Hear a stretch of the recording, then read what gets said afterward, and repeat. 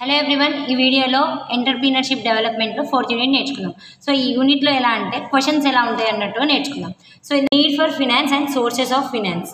బిజినెస్‌కి ఫినాన్స్ అనేది ఎందుకు అవసరం అండ్ దాని యొక్క సోర్సెస్ ఏంటో చూద్దాం.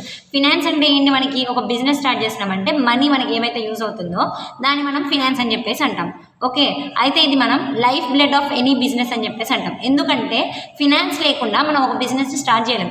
ఎన్ని రీసోర్సెస్ కానీ మనకి లొకేషన్ లాంటివి ఏమున్నా కానీ ఫినాన్స్ లేనిది ఒక బిజినెస్ అనేది స్టార్ట్ అవ్వదు. కాబట్టి దీన్ని మనం లైఫ్ బ్లడ్ అని చెప్పేసి అంటాం అనమాట. ఓకే, ఒక బిజినెస్ని స్టార్ట్ చేసి దాన్ని రన్ చేసి అండ్ ఆ బిజినెస్ని మనం ఎక్స్పాండ్ చేయడంలో ఇది బాగా హెల్ప్ అవుతుంది. అండ్ మనకి ఫినాన్స్ కనుక కరెక్ట్గా లేదనుకోండి, మనకి బిజినెస్ ఏమవుతుందంటే గ్రోత్ అనేది ఉండదన్నమాట. Need for finance in business. So మనకి ఫినాన్స్ అనేది ఎందుకు అవసరం అంటే స్టార్టింగ్ ఏ బిజినెస్. ఒక బిజినెస్ స్టార్ట్ చేయాలంటే మనకి ఫినాన్స్ అనేది ఇంపార్టెంటే కదా. ఏ విధంగా? ల్యాండ్ పరంగా కావచ్చు, బిల్డింగ్, మిషనరీస్, ఎక్విప్మెంట్స్ ఇలాంటివి తీసుకోవాలంటే ఫినాన్స్ అనేది ఇంపార్టెంట్. రిజిస్ట్రేషన్ లాంటివి లీగల్ ఫార్మాలిటీస్ ఉంటాయి కదా ఒక బిజినెస్ స్టార్ట్ చేస్తే, అలాంటి వాటిని కంప్లీట్ చేయాలన్నా కానీ మనీ అనేది చాలా ఇంపార్టెంట్. అండ్ ఇంకెందుకు? Purchase of fixed assets. ఇప్పుడు మనకి లాంగ్ టర్మ్ అసెట్స్ ఉంటాయి కదా, ఎలాంటివి అంటే లొకేషన్, మిషనరీస్, ఫర్నిచర్స్, వాటిని కొనాలన్నా కానీ ఫినాన్స్ అనేది ఇంపార్టెంటే. ఇవి ఏం చేస్తాయంటే మనకి ప్రొడక్షన్లో ఆపరేషన్స్ని పర్ఫామ్ చేయడంలో హెల్ప్ చేస్తాయి. Next working capital requirements. Working capital requirements అంటే ఏంటంటే మనకి రోజువారీ యూజెస్ అనమాట. అంటే డైలీ డే బై డే యూజెస్ని మనం ఏమంటామంటే వర్కింగ్ క్యాపిటల్ అని చెప్పేసి అంటాం అనమాట. సో మనకి ఇవి ఎందుకు అవసరం అని అంటే మనకి నార్మల్గా డైలీ ఏదైనా వర్క్ చేస్తున్నాం అనుకోండి, అప్పటికప్పుడు రా మెటీరియల్స్ కావాల్సి వస్తాయి అండ్ ఎలక్ట్రిసిటీ ఇలాంటివి పే చేయాల్సి వస్తూ ఉంటాయి కదా, అండ్ వేజెస్ లాంటివి పే చేయాల్సి వస్తుంది. అలాంటి వాటి కోసం ఇది హెల్ప్ఫుల్ అనమాట. నెక్స్ట్ ఏంటి? Expansion and growth. సో ఒక బిజినెస్ని స్టార్ట్ చేసినప్పుడు కొత్త కొత్త బ్రాంచెస్ని ఓపెన్ చేస్తాం కదా, అయితే దాన్ని మనం ఎక్స్పాండ్ చేయాలి అంటే ఫినాన్స్ అనేది ఇంపార్టెంట్. దాని గ్రోత్ తీసుకురావాలంటే అంటే ప్రొడక్షన్ కెపాసిటీని ఇంక్రీజ్ చేయాలన్నా కానీ అండ్ మార్కెట్లోకి ఎంటర్ అవ్వాలన్నా కానీ ఫినాన్స్ అనేది ఇంపార్టెంట్. ఇంకా ఎక్కడెక్కడ అవసరం అంటే payment of salaries and wages. So మనం ఒక బిజినెస్ స్టార్ట్ చేసినామంటే అందులో ఖచ్చితంగా ఎంప్లాయీస్ కావాల్సి వస్తుంది కదా, ఆ ఎంప్లాయీస్కి మనం మంత్లీ ఇంత అని చెప్పేసి పే చేస్తూ ఉంటారు. అలాంటి వాటి కోసమైనా ఫినాన్స్ అనేది important. Next research and development. So మనము ఒక బిజినెస్ స్టార్ట్ చేసినప్పుడు అందులో డిఫరెంట్ ప్రొడక్ట్స్ ఉంటాయి, సర్వీసెస్ లాంటివి ఉంటాయి. అలాంటి వాటిని అన్నింటినీ కూడా ఇంప్రూవ్ చేయడం కోసం ఇది చాలా హెల్ప్ఫుల్ అనమాట. సో మనకి ఈ రీసెర్చ్ వల్ల ఏమవుతుందంటే ఇన్నోవేషన్లో, కాంపిటీషన్లో హెల్ప్ చేస్తుంది. నెక్స్ట్ ఏంటి? Meeting emergencies. అంటే ఇప్పుడు మనకి అన్ఎక్స్పెక్టెడ్గా మనం అనుకోకుండా అక్కడ లాస్ వచ్చిందనుకో, ఆ లాస్ని ఫేస్ చేసి మనం ఫినాన్షియల్గా మళ్ళీ బ్యాకప్ అవ్వడానికి కూడా ఫినాన్స్ అనేది ఇంపార్టెంట్ ఒక బిజినెస్లో. Next sources of finance. So మనకి ఫినాన్స్ యొక్క సోర్సెస్ ఎలా ఉంటాయి అంటే 2 పార్ట్స్గా డివైడ్ అయినాయి అనమాట. ఫస్ట్ వన్ ఏంటి? Internal sources. సెకండ్ వన్ ఏంటంటే ఎక్స్టర్నల్ సోర్సెస్. ఇంటర్నల్ సోర్సెస్ అంటే ఏంటంటే బిజినెస్లోనే జనరేట్ అయ్యే ఫండ్స్ అనమాట. అంటే మనకి ఫినాన్స్ అనేది ఎక్కడి నుంచి వస్తుంది అని చెప్పేసి చెప్పేది ఇది. సో ఓనర్స్ క్యాపిటల్ అంటే ఇప్పుడు మనకి ఒక పర్సన్ మనీని ఎన్నో ఇయర్స్ నుంచి ఇన్వెస్ట్ చేసిన మనీ ఉంటాయి కదా, వాటిని మనం ఓనర్స్ క్యాపిటల్ అని చెప్పేసి అంటాం. And retain earnings. మనకి ప్రాఫిట్స్ లాంటివి వస్తూ ఉంటాయి కదా, అంటే ఇప్పుడు మనకి ఏమంటారంటే ఇంట్రెస్ట్ లాంటివి పే చేస్తూ ఉంటారు కదా, అలాంటి ఎర్నింగ్స్ లాంటివి. అండ్ సేల్స్ ఆఫ్ అసెట్స్, ఏమైనా అమ్మడం వల్ల వచ్చిన మనీ. ఇవన్నీ ఏంటంటే ఇంటర్నల్ సోర్సెస్ అనమాట. నెక్స్ట్ వన్ ఏంటి? ఎక్స్టర్నల్ సోర్సెస్లో మనకి మళ్ళీ డిఫరెన్స్ ఉంటాయి. ఫస్ట్ వన్ ఏంటి? Short term sources. Short term sources అంటే ఏంటంటే ఇన్ని మంత్స్, ఇన్ని ఇయర్స్లో దీన్ని రీపే చేయాలి అన్నట్టు ఉంటాయి అనమాట. ఇవి ఎలా ఉంటాయి? బ్యాంక్ నుంచి ఓవర్ డ్రాఫ్ట్ చేసుకోవడం, అంటే మనకి బ్యాంక్ నుంచి లోన్స్ లాంటివి తీసుకోవడం, trade credits, short term loans లాంటివి తీసుకోవడం. నెక్స్ట్ ఏంటి? Medium term sources. అంటే మనకి బ్యాంక్ లోన్స్, పర్చేసెస్ లాంటివి, అంటే కొనుక్కోవడం అనమాట, లీజ్ చేయడం అలాంటివి. నెక్స్ట్ ఏంటి? Long term sources. Long term sources అంటే ఏంటంటే షేర్స్ లాంటివి ఉంటాయి కదా, అలాంటి ఇష్యూస్ ఉంటాయి. And financial institutions, government schemes, ఇవన్నీ ఏంటంటే లాంగ్ టర్మ్ సోర్సెస్. సో ఈ సోర్సెస్ నుంచి మనకి ఫినాన్స్ అనేది వస్తుందన్నమాట. సో నెక్స్ట్ ఏంటి? Explain the term loans and their features. So term loan అంటే ఏంటంటే ఇది ఒక టైప్ ఆఫ్ లోన్ అనమాట. అయితే మనకి ఇది ఎట్లా అంటే రెగ్యులర్ ఇన్స్టాల్మెంట్స్లో ఇట్లా పే చేస్తూ ఉంటాం. ఇప్పుడు మనం మనీ తీసుకుంటాం కదా, ఆ మనీ తీసుకున్న దానికి ఇంత పీరియడ్ ఆఫ్ టైంలో పే చేస్తామని చెప్పేసి ఇంట్రెస్ట్తోని సహా ఇంత టైంలో పే చేస్తామని చెప్పేసి రెగ్యులర్ ఇన్స్టాల్మెంట్స్తో పే చేస్తే దాన్ని మనం టర్మ్ లోన్స్ అని చెప్పేసి అంటాం అనమాట. నెక్స్ట్ ఇందులో మనకి టైప్స్ ఉన్నాయి. నెక్స్ట్ ఫస్ట్ వన్ ఏంటంటే short term loans. Short term loans అంటే ఏంటంటే 1 year లోపు రీపే చేసే లోన్స్ అనమాట. ఇవి ఎక్కడంటే వర్కింగ్ క్యాపిటల్స్ ఉంటాయి కదా, అంటే ఏంటి రెగ్యులర్ పేమెంట్స్ లాంటివి ఉంటాయి కదా, అలాంటి వాటి కోసం యూజ్ చేస్తారు. నెక్స్ట్ ఏంటి medium term loans. Medium term loans ఏంటంటే దీని యొక్క డ్యూరేషన్ ఎట్లుంటుందంటే 1 to 5 years వరకు రీపే చేయడం అనమాట. అయితే ఇది మనకి ఎక్విప్మెంట్స్ మెషినరీస్ ఉంటాయి కదా, అలాంటివి బై చేయడంలో యూస్ఫుల్ అయితే. నెక్స్ట్ ఏంటి long term loans. Long term లోన్స్లో ఏంటంటే డ్యూరేషన్ అనేది 5 years కంటే ఎక్కువ ఉంటుంది అనమాట. ఓకే, అయితే ఇది మనం ఎక్కడెక్కడ యూజ్ చేస్తున్నామంటే లాంగ్ ఇన్వెస్ట్మెంట్స్, ఎలాంటివి ల్యాండ్ బిల్డింగ్స్ లాంటివి ఉంటాయి కదా, అలాంటి వాటి కోసం యూజ్ చేస్తాం అనమాట. అంటే అలాంటి వాటి కోసం ఈ లోన్స్ని తీసుకుంటాం. నెక్స్ట్ దీని యొక్క ఫీచర్స్ ఎలా ఉంటాయో చూద్దాం. ఫస్ట్ ఫీచర్ ఏంటంటే ఫిక్స్డ్ రీపేమెంట్ పీరియడ్. అంటే మనకి పే చేసేది అంటే రిటర్న్ పేమెంట్ ఉంటుంది కదా, దానికి ఇంత టైంలో పే చేస్తామని చెప్పేసి ఒక ఫిక్స్డ్ పీరియడ్ అనేది ఉంటుంది అనమాట. అయితే పేమెంట్ అనేది మంత్లీ అయినా క్వార్టర్లీ ఇన్స్టాల్మెంట్స్లో ఒక్కొక్కసారి పే చేస్తూ ఉంటారనమాట. మన ఏంటి ఇంట్రెస్ట్ పేమెంట్. ఇంట్రెస్ట్ పేమెంట్ అంటే ఏంటంటే ఇప్పుడు లోన్ అమౌంట్ ఉంటుంది కదా, ఆ అమౌంట్కి ఇంకా ఇంట్రెస్ట్ అనేది ఇంకా యాడ్ చేసుకొని చార్జ్ చేసుకొనేసి ప్రీపే చేయడం. నెక్స్ట్ ఏంటి సెక్యూరిటీ. అంటే ఇప్పుడు మనకి ల్యాండ్ ఇలాంటివి, ల్యాండ్ కావచ్చు, రీసోర్సెస్ మెషినరీస్ లాంటివి ఉంటాయి కదా, అలాంటివి సెక్యూర్గా ఉంచడం కోసం యూజ్ చేస్తుంది. ఇందులో మనకి ఏంటంటే లెండర్స్ అంటే మనీ తీసుకునే వాళ్ళు ఉంటారు కదా, వాళ్ళకి రిస్క్ లేకుండా చూసుకుంటుంది అనమాట. నెక్స్ట్ వన్ ఏంటి large amount of finance. Large amount of finance అంటే ఏంటంటే మనకి బిగ్ ఇన్వెస్ట్మెంట్స్ ఉంటాయి కదా, అంటే పెద్ద ఇన్వెస్ట్మెంట్స్ వాటి కోసం సూటబుల్ ఇది మనకి ఎక్స్పాన్షన్ అండ్ గ్రోత్లో హెల్ప్ చేస్తుంది. నెక్స్ట్ ఏంటి ఇన్స్టాల్మెంట్ రీపేమెంట్. అంటే మనకి లోన్ అనేది ఈఎంఐస్ లాగా పే చేయడం. అంటే ఇప్పుడు మనము ఒక మొబైల్ తీసుకున్నాం అనుకోండి ఆన్లైన్లో, ఈఎంఐలో పే చేయడం అనమాట, అలా అనమాట. ఇందులో మనకి ప్రిన్సిపల్ ఇంట్రెస్ట్ రెండు కూడా ఇంక్లూడ్ అయి ఉంటాయి. సో ఇవి టర్మ్ లోన్ యొక్క ఫీచర్స్. నెక్స్ట్ దీని యొక్క అడ్వాంటేజెస్ ఏంటంటే ఈజీగా అవైలబుల్ అవుతుంది బ్యాంక్స్ నుంచి, అండ్ ఫ్లెక్సిబుల్గా అంటే మనకి ఆప్షన్స్ ఉంటాయి అనమాట. ఇంత టైంలో పే చేస్తారా అని చెప్పేసి వాళ్ళే మనకి ఆప్షన్స్ ఇస్తారు, ఫ్లెక్సిబుల్గా ఉంటుంది. అండ్ లాంగ్ టర్మ్ ప్లానింగ్లో ఇది హెల్ప్ చేస్తుంది. షేర్ ఓనర్షిప్ లాంటివి అవసరం ఉండదు. డిసడ్వాంటేజెస్ ఏంటంటే ఇంట్రెస్ట్ ఉండడం వల్ల ఇంకా మనకి ఎక్స్ట్రా మనీ అనేది పే చేయాల్సి వస్తుంది. అండ్ లాస్ వచ్చే ఛాన్స్ ఉందనుకోండి, ఎట్లంటే మనం రీపే చేయలేదనుకోండి, లాస్ అనేది వచ్చే ఛాన్సెస్ ఎక్కువ ఉంటాయి అనమాట. స్ట్రిక్ట్ పేమెంట్ షెడ్యూల్ ఉంటుంది. అంటే ఈ టైంలో పే చేయాలంటే ఆ టైంలో పే చేయాలి. నెక్స్ట్ క్వశ్చన్ ఏంటిది explain capital structure and factors effecting it. So capital structure అంటే ఏంటంటే ఒక బిజినెస్ మనకి డెప్ట్ అంటే ఏంటి, మనకు ఉన్న అప్పుల్ని, అండ్ ఈక్విటీ అంటే షేర్స్, అవన్నిటిని కూడా మిక్స్ చేస్తే వచ్చేదాన్ని మనం క్యాపిటల్ స్ట్రక్చర్ అని చెప్పేసి అంటాం అనమాట. ఒక ఈక్విటీ అంటే ఏంటంటే ఓనర్ యొక్క మనీ, డెప్ట్ అంటే ఏంటంటే బారోడ్ మనీ, వేరే వాళ్ళ దగ్గర నుంచి తీసుకున్న మనీ. దీని యొక్క కాంపోనెంట్స్ ఏంటి ఈక్విటీ క్యాపిటల్ అంటే మనకి ఓనర్ యొక్క ఫండ్స్ ఉంటాయి, and funds raised from owners నుంచి మనకి ఫండ్స్ అనేవి వస్తాయి. మనకి ఇందులో ఏంటంటే ఆబ్లిగేషన్స్ లాంటివి ఏమి ఉండవు, రిటర్న్ చేయాలని మనీ అని చెప్పేసి ఇట్లాంటివి ఏమి ఉండమన్నమాట. సెకండ్ వన్ ఏంటి డెప్ట్ క్యాపిటల్. అంటే మనకి వేరే వాళ్ళ దగ్గర నుంచి మనీ తీసుకోవడం అంటే బోరింగ్ కావచ్చు, లోన్స్ లాంటివి, ఇంట్రెస్ట్ అనేది పే చేసుకొని మనీ అనేది మనం రిటర్న్ చేస్తాం అనమాట. నెక్స్ట్ ఏంటి రిటైన్ ఎర్నింగ్స్. అంటే మనకి ఇప్పుడు మనం ఒక బిజినెస్ స్టార్ట్ చేసినప్పుడు ప్రాఫిట్స్ వస్తుంటాయి కదా, ఆ మనీని ఎర్న్ చేసుకొని దాన్ని ఇంటర్నల్ సోర్స్ లాగా వాడుకోవడం అనమాట. Next factors affecting capital structure. So factors ఏంటంటే ఇవంటే cost of capital. So first cost of capital అంటే ఏంటంటే మనకి బిజినెస్ అనేది చీపర్ సోర్స్ ఆఫ్ ఫినాన్స్ని, అంటే మనకి ఎట్లా అంటే కాస్ట్ అనేది తక్కువ ఉండాలి బట్ బెటర్ ప్రాఫిట్ ఉండేలాంటివి అలాంటివి చూస్ చేసుకుంటుంది. నెక్స్ట్ ఏంటి రిస్క్ ఫ్యాక్టర్. అంటే మనకి డెప్ట్ అనేది ఎక్కువ ఉందనుకోండి, అప్పుడు ఏమవుతుంది ఫినాన్షియల్ రిస్క్ అనేది కూడా ఇంక్రీజ్ అవుతుంది అనమాట. సో అలా ఉండకుండా ఉంచుకునేట్టు కంపెనీస్ ఏం చేస్తున్నాయంటే రిస్క్ అండ్ దాన్ని రిటర్న్ చేసే రెండింటిని కూడా బ్యాలెన్స్లో ఉంచుకుంటాయి. Next nature of business. అంటే మనకి బిజినెస్ అనేది స్టేబుల్గా ఉందనుకోండి, డెప్స్ అనేవి ఎక్కువ ఉంటాయి, బారోడ్ ఫండ్స్ అనేవి ఎక్కువ ఉంటాయి అనమాట. ఇది ఇక్కడ బిజినెస్ అనేది కొంచెం రిస్కీగా ఉంటుంది, కానీ మనం ఇక్కడ ఏంటంటే ఓనర్ ఫండ్స్ని ఎక్కువ ప్రిఫర్ చేయాలి. నెక్స్ట్ ఏంటి సైజ్ ఆఫ్ ద బిజినెస్. అంటే మనకి ఇందులో అంటే ఏంటి ఒక ఆర్గనైజేషన్ అనుకుందాం, అవి లార్జ్ ఉండడం వల్ల ఫండ్స్ అనేవి ఈజీగా వస్తాయి మనకి. ఎందుకంటే లార్జ్ ఉందంటే ప్రాఫిట్స్ అనేవి కూడా ఎక్కువ ఉంటాయి కాబట్టి ఫండ్స్ అనేవి ఈజీగా వస్తుంటాయి అట్లా అనమాట. ఒకవేళ చిన్నవి అనుకోండి, చిన్న ఆర్గనైజేషన్స్ తీసుకున్నాం అనుకోండి, దానివల్ల ఏమవుతుందంటే ఇంటర్నల్ ఫండ్స్ అనేవి ఎక్కువ అయ్యే ఛాన్సెస్ ఉంటాయి. నెక్స్ట్ ఏంటి కంట్రోల్ ఆఫ్ మేనేజ్మెంట్. అంటే మనకి షేర్స్ మనం ఇష్యూ చేయడం వల్ల, అంటే ఒక్కొక్కరికి ఇట్లా ఇష్యూ చేయడం వల్ల ఏమవుతుందంటే ఓనర్ కంట్రోల్ అనేది రెడ్యూస్ అయ్యే ఛాన్సెస్ ఉంటాయి అనమాట. దానివల్ల ఓనర్ ఏంటంటే డెప్ట్ని ప్రిఫర్ చేసుకుంటాడు. సో దీని యొక్క ఇంపార్టెన్స్ ఏంటంటే ఫినాన్షియల్ ప్లానింగ్లో హెల్ప్ చేస్తుంది, ప్రాఫిట్ని మ్యాక్సిమైజ్ చేస్తుంది అంటే ఇంక్రీజ్ చేస్తుంది అనమాట, కాస్ట్ని తగ్గిస్తుంది, రిస్క్ని కూడా తగ్గిస్తుంది. Explain financial institutions and their role in business development. So financial institutions అంటే ఏంటంటే ఇవి ఒక ఆర్గనైజేషన్స్ అనమాట. ఇవి ఏం చేస్తున్నాయి అంటే మనకి ఒక బిజినెస్ని స్టార్ట్ చేయడం కోసం ఫినాన్స్ని ప్రొవైడ్ చేస్తున్నాయి అనమాట. ఎట్లా అంటే లోన్స్ కానీ లేకపోతే వేరే సెస్ లాంటివి ఇవ్వడం అనమాట. సో దీనికి ఎగ్జాంపుల్స్ ఏంటంటే commercials, life insurance banks, LIC ఉంటాయి కదా, అలాంటివి ఏం చేస్తున్నాయి మనకి బిజినెస్ ఇస్తున్నారంటే వాళ్ళకి లోన్స్ ఇస్తున్నారు అనమాట. అలా వాటిని అంటే ఫినాన్షియల్ ఇన్స్టిట్యూషన్స్ అంటారు. సో ఇందులో టైప్స్ ఉంటాయి. ఫస్ట్ టైప్ ఏంటంటే బ్యాంకింగ్ ఇన్స్టిట్యూషన్ అంటే సిట్స్ క్రెడిట్ లాంటివి. నాన్ ఫైనాన్షియల్ ఇన్స్టిట్యూషన్ ఏంటంటే సర్వీస్ని ప్రొవైడ్ అనమాట.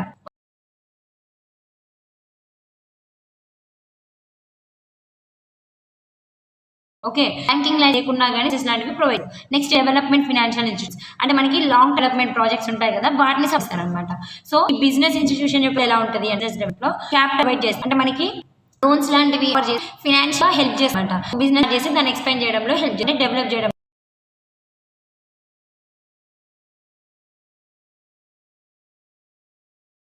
చేస్తారు.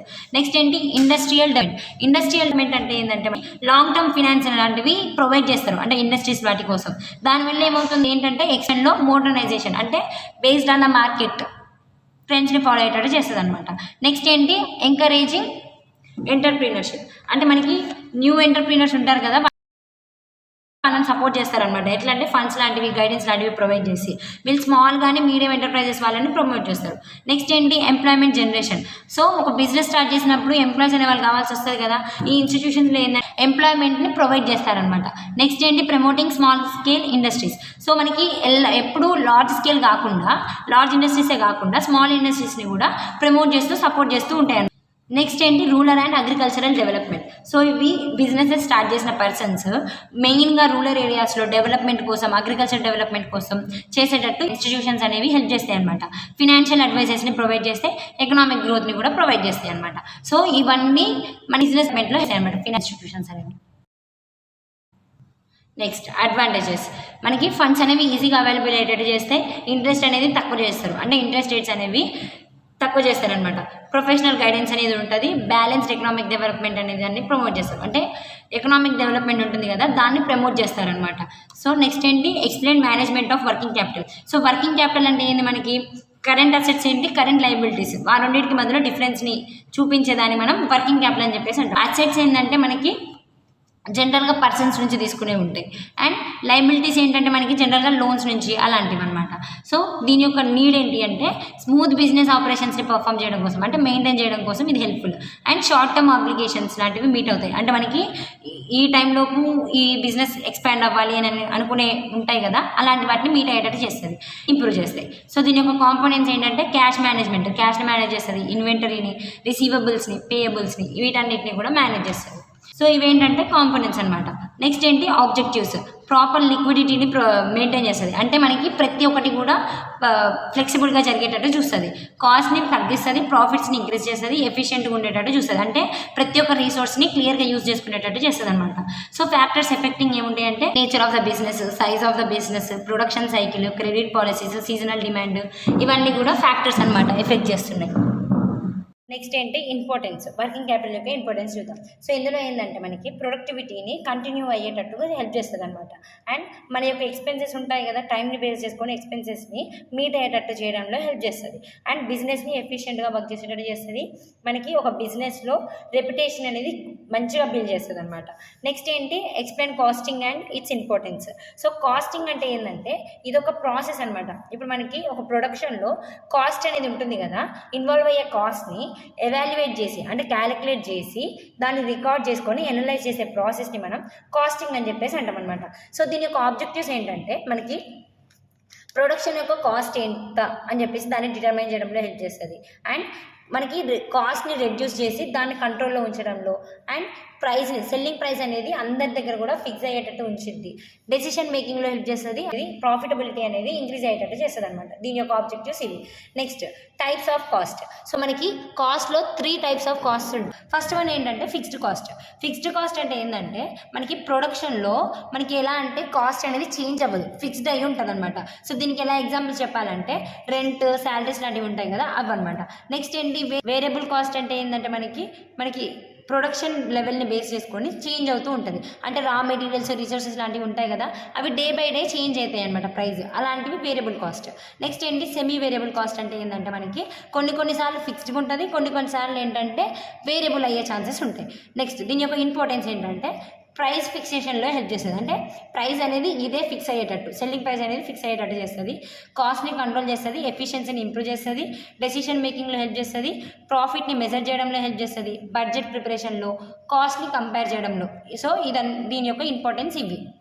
సో దీని యొక్క అడ్వాంటేజెస్ ఏంటంటే మనకి ఫినాన్షియల్ కంట్రోల్ని బెటర్గా ఉంచిద్ది అనమాట, ప్రాఫిటబిలిటీని ఇంక్రీజ్ చేస్తుంది, బిజినెస్ గ్రోత్ అనేది ఉంటుంది, అండ్ మనకి కావాల్సిన ఇన్ఫర్మేషన్ ఉంటుంది కదా మేనేజ్మెంట్ కోసం, దాన్ని ప్రొవైడ్ చేస్తుంది. నెక్స్ట్ ఏంటి, break even analysis and its importance. So మనకి బ్రేక్ ఈవెన్ పాయింట్ అనేది ఉంటుంది అనమాట. ఆ పాయింట్ ఏంటంటే మనకి టోటల్ రెవెన్యూ టోటల్ కాస్ట్ రెండు కూడా మీట్ అయ్యే పాయింట్ని మనం బ్రేక్ ఈవెన్ పాయింట్ అని చెప్పేసి అంటాం. సో దీని యొక్క ఫార్ములా ఎలా ఉంటుందంటే fixed cost by selling price per unit minus variable cost per unit చేస్తే మనకి బ్రేక్ ఈవెన్ ఎనాలిసిస్ ఫార్ములా వస్తుంది అనమాట. సో దీని యొక్క కాంపోనెంట్స్ ఏంటంటే ఫిక్స్డ్ కాస్ట్ అంటే మనకి చేంజ్ అవ్వదు అనమాట, అవుట్పుట్ని బేస్ చేసుకొని కాస్ట్ అనేది చేంజ్ అవ్వదు. వేరియబుల్ కాస్ట్ అంటే ఏంటంటే ప్రొడక్షన్ని బేస్ చేసుకొని కాస్ట్ అనేది చేంజ్ అవ్వడం. అండ్ సెల్లింగ్ ప్రైస్ అంటే ఏంటి, జనరల్గా మనకి ప్రోడక్ట్ని సెల్ చేసే దాని ప్రైస్ ఏదైతే ఉంటుందో దాన్ని మనం సెల్లింగ్ ప్రైస్ అని చెప్పేసి అంటాం.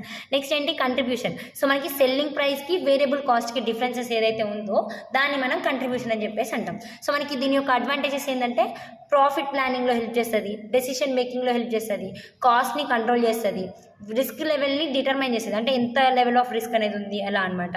న్యూ బిజినెసెస్ వాటికి బాగా హెల్ప్ ఉంటుంది, సింపుల్గా అయిపోయింది, ఈజీగా ఉండే టూల్ అనమాట ఇది. దీని యొక్క లిమిటేషన్స్ ఏంటంటే మనకి కాస్ట్ అనేది కాన్స్టెంట్గా ఉంటుందని చెప్పేసి అజ్యూమ్ చేసుకుంటుంది అనమాట. అండ్ మార్కెట్ చేంజెస్ని ఇగ్నోర్ చేస్తుంది, అంటే ఒక్కొక్కసారి ఒక్కొక్కలా ఉంటుంది కదా మార్కెట్లో, ఆ వాటిని ఇగ్నోర్ చేసేస్తుంది అనమాట. మల్టిపుల్ ప్రొడక్ట్స్కి ఇది సూటబుల్ కాదు.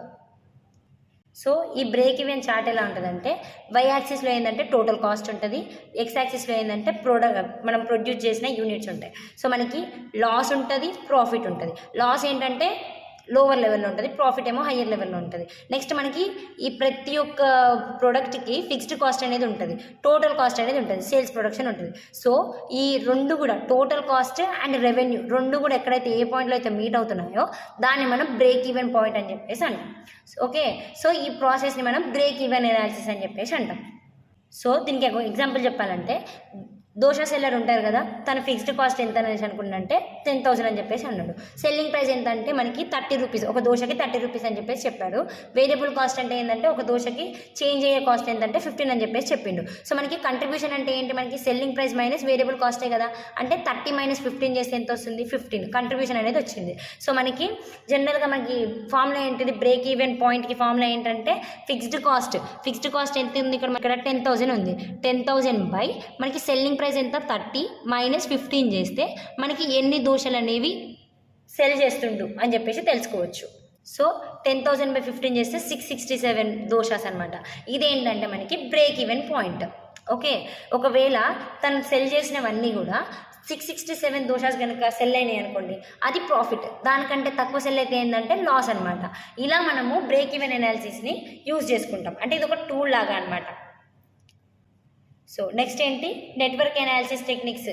సో జనరల్గా నెట్వర్క్ అనాలిసిస్ టెక్నిక్స్ ఏంటి ఉన్నాయంటే మనకి పిఈఆర్టీ అండ్ సిపిఎం. సో మనకి పిఈఆర్టీ అంటే ఏంటంటే programme evaluation review technique. So మనం ఇది ఎందుకు యూజ్ చేస్తామంటే మనకి అన్సర్టెన్ ప్రాజెక్ట్స్ ఉంటాయి కదా, వాటిని ప్లాన్ చేయడం కోసం యూజ్ చేస్తాం అనమాట.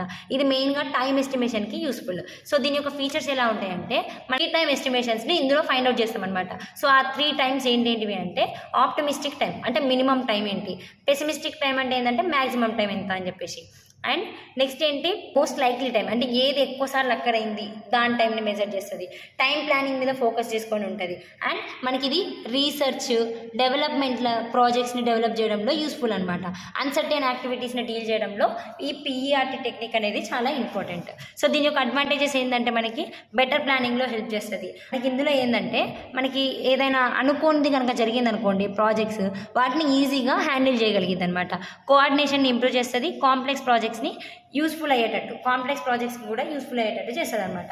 నెక్స్ట్ వన్ ఏంటి, క్రిటికల్ పాత్ మెథడ్. సో ఇది కూడా ఒక టెక్నికే అనమాట. ఇది ఏం చేస్తున్నామంటే మనం దాన్ని ఏం చేసినామంటే ప్రాజెక్ట్స్కి ప్లాన్ చేసి దాన్ని కంట్రోల్ చేసినాం అనమాట. ఎక్కడంటే టైం అనేది ఫిక్స్ అయ్యి ఉండి అండ్ మనకి టైం ఎంత అని చెప్పేసి తెలిసిన వాటి దగ్గర. అండ్ పిఈఆర్టీ ఏంటంటే ప్రాజెక్ట్ ఏంటో తెలియని దగ్గర. అండ్ సిపిఎం ఏంటంటే ప్రాజెక్ట్ ప్లాన్ చేసుకొని దాన్ని కంట్రోల్ చేసుకొని టైం అనేది తెలిసిన దాని గురించి చేస్తేనేమో సిపిఎం అని చెప్పేసి అంటాం. సో దీని యొక్క ఫీచర్స్ ఎలా ఉంటాయి అంటే మనకి క్రిటికల్ పాత్ని ఫైండ్ అవుట్ చేస్తుంది అండ్ సింగిల్ టైం ఎస్టిమేషన్ని మాత్రమే యూజ్ చేస్తుంది అనమాట. ఓకే, ఇది టైంని కాస్ట్ని కంట్రోల్ చేయడం మీద ఫోకస్ చేసుకొని ఉంటుంది. కన్స్ట్రక్షన్ ప్రొడక్షన్ ప్రాజెక్ట్స్లో ఇది బాగా సూటబుల్. సో దీని యొక్క అడ్వాంటేజెస్ ఏంటంటే మనకి ఇంపార్టెంట్ యాక్టివిటీస్ని ఐడెంటిఫై చేయడంలో హెల్ప్ చేస్తుంది. ప్రాజెక్ట్ డ్యూరేషన్ అంటే మనకి ప్రాజెక్ట్కి ఎక్కువ టైం తీసుకోకుండా రెడ్యూస్ చేస్తుంది అనమాట. అండ్ కాస్ట్ని ఎఫెక్టివ్గా కంట్రోల్ చేస్తుంది, ఎఫిషియన్సీని ఇంప్రూవ్ చేస్తుంది. సో ఈ రెండింటికి డిఫరెన్సెస్ చూసినట్లయితే పిఈఆర్టీ ఏంటంటే అన్సర్టైన్ టైంని ఫైండ్ అవుట్ చేస్తుంది, సిపిఎం ఏమో సర్టైన్ టైంని ఫైండ్ అవుట్ చేయడం. అండ్ టైం ఎస్టిమేషన్స్ ఇందులో ఎన్ని ఉంటాయి? 3 ఉంటాయి, optimistic, pessimistic and all over time అని చెప్పేసి. సిపిఎంలో ఏంటంటే ఓన్లీ 1 టైమే, ఇది టైంని ఫోకస్ చేస్తుంది, ఇదేమో టైమ్ అండ్ కాస్ట్ని రెండింటిని కంట్రోల్ చేయడానికి హెల్ప్ చేస్తుంది అనమాట. సో ఇందులో ఏంటంటే రీసెర్చ్ ప్రాజెక్ట్స్ చేస్తాం, ఇందులో ఏంటంటే కన్స్ట్రక్షన్ ప్రాజెక్ట్స్ లాంటివి చేస్తాం. ఇవి దీనికి differences.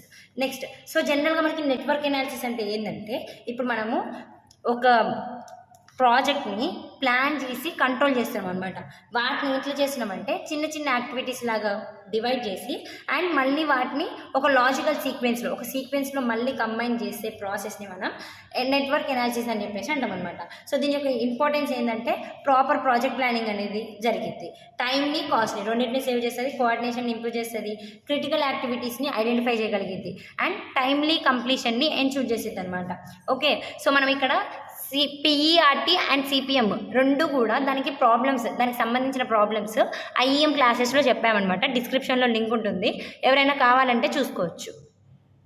Next, taxation with reference to income tax and excise duty and sales tax. Taxation అంటే ఏంటంటే మనకి ఇందులో గవర్నమెంట్ అనేది మనీని ఎలా కలెక్ట్ చేస్తుంది పీపుల్ నుంచి, ఆర్గనైజేషన్ నుంచి అండ్ పబ్లిక్ పర్పస్ కోసం. అంటే మనకి పబ్లిక్ పర్పస్ కోసము గవర్నమెంట్ మనీని ఎలా కలెక్ట్ చేసుకుంటుంది పీపుల్ నుంచి అండ్ ఆర్గనైజేషన్స్ నుంచి అని చెప్పేదాన్ని మనం ట్యాక్సేషన్ అని చెప్పేసి అంటాం అనమాట. సో మనకి ట్యాక్సెస్ అని చెప్పేసి అంటూ ఉంటాం కదా, పే చేస్తూ ఉంటారు కదా డిఫరెంట్ పీపుల్, దాన్నే ట్యాక్సేషన్ అని చెప్పేసి అంటున్నాం అనమాట ఇక్కడ. ఓకే, సో మనకి ఇందులో ట్యాక్సెస్ అనేవి క్లాసిఫై అయినాయి 2 పార్ట్స్ లెక్క. అవి ఏంటి అంటే direct taxes and indirect taxes. Direct taxes అంటే ఏంటంటే మనకి డైరెక్ట్గా పే చేసేయడం. ఇండైరెక్ట్ ట్యాక్సెస్ అంటే ఏంటంటే మనకి తెలియకుండానే పే చేస్తున్నాం అనమాట. సో డైరెక్ట్ ట్యాక్స్ అంటే ఏంటంటే ఇప్పుడు పర్సన్ ఎవరైతే మనకి బిజినెస్ స్టార్ట్ చేసి మనీ కలెక్ట్ చేసి తీసుకున్నారో వాళ్ళు ప్రాఫిట్ రావడం వల్ల మళ్ళీ ఆ మనీని ట్యాక్స్ రూపంలో కడితే దాన్ని మనం డైరెక్ట్ ట్యాక్సెస్ అని చెప్పేసి అంటాం. ఇండైరెక్ట్ ట్యాక్సెస్ అంటే ఏంటంటే వాళ్ళు ట్యాక్స్ కడుతున్నారని మనకి తెలియకుండా కానీ ఏదో ఒక రూపంలో జిఎస్టీ రూపంలోనో అలా మనీ అనేది కట్ అవ్వడం అనమాట. ఓకే, సో ఇందులో మనకి ఇన్కమ్ ట్యాక్స్ అని చెప్పేసి అన్నాం కదా. ఇన్కమ్ ట్యాక్స్ అంటే ఏంది? ఇది డైరెక్ట్ ట్యాక్స్ అనమాట. డైరెక్ట్ ట్యాక్స్ అంటే ఏంటంటే మనకి ఇన్కమ్ ఎన్ని చేసాం కదా, అంటే మనకు వచ్చిన ఇన్కమ్ నుంచే మనం ఏం చేస్తున్నామంటే ట్యాక్స్ రూపంలో దాన్ని పే చేయడం అనమాట. ఇండివిజువల్స్ కానీ బిజినెస్ పీపుల్ వాళ్ళందరూ ఏంటంటే వాళ్ళకి వచ్చిన ఇన్కమ్నే పే చేస్తే దాన్ని మనం ఇన్కమ్ ట్యాక్స్ అని చెప్పేసి అంటాం. దాన్నే మనం డైరెక్ట్ ట్యాక్స్ అని కూడా అనొచ్చు. సో మనకి దీని యొక్క ఫీచర్స్ ఎలా ఉంటాయంటే డైరెక్ట్ గవర్నమెంట్కి పే చేస్తూ ఉండొచ్చు అండ్ ఇన్కమ్ లెవెల్ని బేస్ చేసుకొని ట్యాక్స్ అనేది పే చేస్తారు. అండ్ హయ్యర్ ఇన్కమ్ ఉందనుకోండి ట్యాక్స్ అనేది ఎక్కువ పే చేస్తారు. ఇన్కమ్ కనుక తక్కువ ఉందనుకోండి ఆ ఇన్కమ్ని బేస్ చేసుకొని ట్యాక్స్ అనేది పే చేయాలి. నెక్స్ట్, దీని యొక్క ఇంపార్టెన్స్ ఏంటంటే గవర్నమెంట్ రెవెన్యూ మేజర్ సోర్సెస్ ఏవైతే ఉన్నాయో వాటిలో హెల్ప్ చేస్తుంది అనమాట. అండ్ ఇన్కమ్ ఇన్ఈక్వాలిటీ అంటే ఇప్పుడు మనీ అనేది ఒకరికి ఎక్కువ ఒకరికి తక్కువ, ట్యాక్స్ ఇట్లా కట్టాలి అట్లా కట్టాలి అన్నట్టు ఉండదు, వాళ్ళ ఇన్కమ్ని బేస్ చేసుకొని కట్టించుకుంటుంది అనమాట. అండ్ నెక్స్ట్ ఏంటి, ఎకనామిక్ డెవలప్మెంట్లో హెల్ప్ చేస్తుంది. నెక్స్ట్ వన్ ఏంటి, excise duty. So indirect tax ఉంది కదా అదనమాట ఇక్కడ. అంటే మనం ఇక్కడ ఏం చేస్తున్నామంటే చార్జ్ మ్యానుఫ్యాక్చర్ ప్రొడక్షన్ ఉంటుంది కదా గూడ్స్లో, వాటి దగ్గర ఛార్జ్ చేస్తుంది అనమాట కంట్రీలోనే. అంటే మనకి జిఎస్టీ రూపంలో ఇలాంటివి ఉంటాయి కదా, అలా పే చేస్తున్నారు అనమాట ట్యాక్స్. దాన్ని మనం ఏమంటామంటే ఎక్సైజ్ డ్యూటీ అని చెప్పేసి అంటాం. సో దీని యొక్క ఫీచర్స్ ఎలా ఉంటాయంటే మ్యానుఫ్యాక్చరర్స్ నుంచి కలెక్ట్ చేసుకుంటారు, గూడ్స్ యొక్క ప్రైస్లో ఇంక్లూడ్ అయి ఉంటాయి. ఇందులో కన్జ్యూమర్స్ ఇండైరెక్ట్గా పే చేస్తారనమాట. వాళ్ళు ట్యాక్స్ కడుతున్నారని తెలియకుండానే ట్యాక్స్ అనేది పే చేస్తారు. దీని యొక్క ఇంపార్టెన్స్ ఏంటంటే రెవెన్యూ, ప్రొడక్షన్ నుంచి రెవెన్యూని జనరేట్ చేసిద్ది, ప్రొడక్షన్ని కంట్రోల్ చేస్తుంది. అంటే హార్మ్ఫుల్ గూడ్స్ ఉంటాయి కదా వాటి నుంచి కంట్రోల్ చేస్తుంది అనమాట. అండ్ మనకి ఇండస్ట్రియల్ రెగ్యులేషన్స్ని సపోర్ట్ చేస్తుంది. నెక్స్ట్ ఏంటి, సేల్స్ ట్యాక్స్. సేల్స్ ట్యాక్స్ కూడా ఏంటంటే ఇండైరెక్ట్ ట్యాక్స్ అనమాట. సో ఇది ఏంటంటే సేల్స్ ఆఫ్ ద గూడ్స్ని సేల్ చేసినప్పుడు అండ్ సర్వీసెస్ని సేల్ చేసినప్పుడు వచ్చిన ఉంటుంది కదా, అలా మనీ ఉంటుంది కదా, దాన్ని మనం పే చేస్తే ఆ ట్యాక్స్ని మనం సేల్స్ ట్యాక్స్ అని చెప్పేసి అంటాం అనమాట. సో దీని యొక్క ఫీచర్స్ ఏంటంటే కన్జ్యూమర్ పర్చేస్ చేసుకున్నప్పుడు అంటే తీసుకున్నప్పుడే పే చేస్తారనమాట ఇది. ఓకే, సెల్లర్స్ దీన్ని కలెక్ట్ చేసుకుంటారు అండ్ కలెక్ట్ చేసుకొని దాన్ని గవర్నమెంట్కి పే చేస్తున్నారు అనమాట. ఓకే, గూడ్ని బేస్ చేసుకొని మనకి ఈ ట్యాక్స్ అనేది చేంజ్ అవుతూ ఉంటుంది. సో దీని యొక్క ఇంపార్టెన్స్ ఏంటంటే సోర్స్ ఆఫ్ రెవెన్యూలో ఇంపార్టెంట్ అనమాట. ఇది కలెక్ట్ చేసుకోవడం ఈజీ, వైడ్ రేంజ్ ఆఫ్ గూడ్స్లో అప్లై చేసుకోవచ్చు దీన్ని. Okay, next direct tax, indirect ట్యాక్స్కి రెండింటికి కలిపి డిఫరెన్సెస్ చూసినట్లయితే ట్యాక్స్ ఏంటంటే మనకి ఇది షిఫ్ట్ అవ్వదు. ఓకే, షిఫ్ట్ అవ్వదు. ఇన్కమ్ ట్యాక్స్ ఇలాంటివి దీనికి ఎగ్జాంపుల్స్. ఎవరు పే చేస్తున్నారు? ఇండివిజువల్ పర్సన్సే పే చేస్తారు. ఇండైరెక్ట్ ట్యాక్స్ అంటే ఏంటంటే వేరే వాళ్ళ దగ్గర నుంచి అంటే షిఫ్ట్ అయ్యే ఛాన్సెస్ ఎక్కువ ఉంటాయి. సో ఇందులో మనకి ఎగ్జాంపుల్స్ ఏంటి? ఎక్సైజ్ డ్యూటీ, సేల్స్ ట్యాక్స్ అలాంటివి. సో ఇది పే చేసేది ఎవరంటే కన్జ్యూమర్ అనేవాడు పే చేస్తున్నారు. Role of taxation in economy. So మనకి ఈ ట్యాక్సేషన్ అనేది డెవలప్మెంట్స్కి ఫండ్స్ లాంటివి ప్రొవైడ్ చేస్తుంది అనమాట. అండ్ ఇన్ఫ్రాస్ట్రక్చర్ని బిల్డ్ చేస్తుంది. లాస్ ఇలాంటి వాటి అన్నింటినీ కూడా క్లియర్గా మెయింటైన్ చేస్తుంది అనమాట. సోషల్ వెల్ఫేర్ని ప్రమోట్ చేస్తుంది. Okay, next relationship between finance and profitability in business. So మనకి ఫినాన్స్ అంటే ఏంటి? జనరల్గా మనకి ఒక బిజినెస్ స్టార్ట్ చేసి రన్ చేసి దాన్ని ఎక్స్పెండ్ చేయడం కోసం యూజ్ చేసే ఫండ్స్ని మనం ఫినాన్స్ అని చెప్పేసి అంటాం. ప్రాఫిటబిలిటీ అంటే ఏంటంటే మనకి ఒక బిజినెస్ స్టార్ట్ చేసినప్పుడు ప్రాఫిట్స్ దాని యొక్క ఆపరేషన్స్ని బేస్ చేసుకొని మనకి ప్రాఫిట్స్ వస్తున్నాయి కదా, ఆ ఎబిలిటీని మనం ప్రాఫిటబిలిటీ అని చెప్పేసి అంటాం అనమాట. సో ఈ రెండింటికి రిలేషన్షిప్ చూసినట్లయితే ఫినాన్స్ అనేది ఏంటంటే ప్రాఫిట్ని బేస్ చేసుకొని ఉంటుంది. ఓకే, ఫినాన్స్ లేనిది బిజినెస్ యాక్టివిటీ అనేది స్టార్ట్ అవ్వదు, ప్రాఫిట్ అనేది రాదనమాట.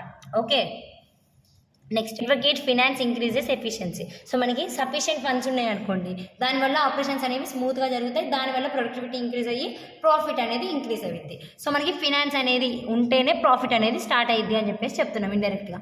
నెక్స్ట్ ఏంటి? Optimal use of finance maximises profit. అంటే మనకి ప్రాపర్గా మనం ఫండ్స్ని వేస్ట్ లాంటివి లేకుండా కనుక మంచిగా క్లియర్గా యూజ్ చేసుకున్నాం అనుకోండి, ప్రాఫిట్ అనేది ఇంక్రీజ్ అవుతుంది. ఎలా? మనం రీసోర్సెస్ అన్నింటినీ కూడా క్లియర్గా యూజ్ చేసుకోవడం వల్ల ప్రాఫిట్ అనేది రిటర్న్ వచ్చింది మనకి.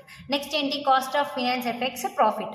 సో మనకి లోన్స్ అనేవి ఇంట్రెస్ట్ లాగా పే చేస్తూ ఉంటాం కదా, దానివల్ల ఏమవుతుందంటే మనకి ఇంట్రెస్ట్ పెరగడం వల్ల ప్రాఫిట్ అనేది డిక్రీజ్ అవుతుంది. ఇదొకటి. నెక్స్ట్ ఏంటి? Over capitalisation reduces profitability. అంటే మనము ఫండ్స్ అనేవి ఎక్కువ తీసుకోవడం వల్ల, అంటే మనకి అవసరం లేని ఎక్స్పెన్సెస్ వల్ల కూడా తీసుకోవడం వల్ల గిట్ట దానివల్ల ఏమవుతుందంటే ప్రొడక్టివిటీ అనేది డిక్రీజ్ అవుతుంది. నెక్స్ట్ ఏంటి? Under capitalisation affects growth. అంటే మనం ఫండ్స్ అనేవి ఎక్కువ తీసుకున్న ప్రాబ్లమే, తక్కువ తీసుకున్నా కానీ మనకి క్లియర్ రీసోర్సెస్ లేకపోవడం వల్ల గ్రోత్ అనేది డిక్రీజ్ అవుతుంది అనమాట. నెక్స్ట్ ఏంటి?